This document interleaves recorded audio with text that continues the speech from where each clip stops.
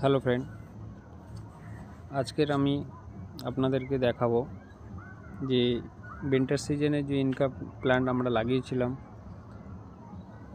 1-1.5 মাস আগে।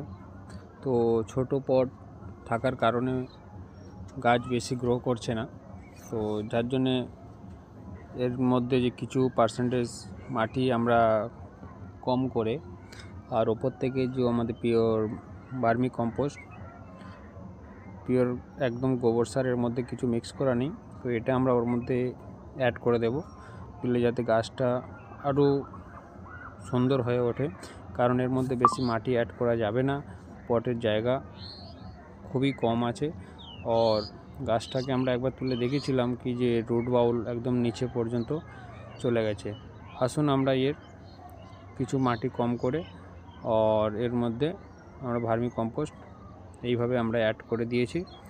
দেখুন গাছটা এর মধ্যে যেভাবে পুরো সিজনটাই গাছটা এর মধ্যে খুব সুন্দর করে হয়ে যাবে। বন্ধুরা, আমাদের ফেসবুক পেজটাকে ফলো করে নেবেন আর ইউটিউব চ্যানেলটাকে সাবস্ক্রাইব করে আমাদের নতুন ভিডিও দেখার জন্য আপনারা রেডি থাকুন। ধন্যবাদ দোস্ত।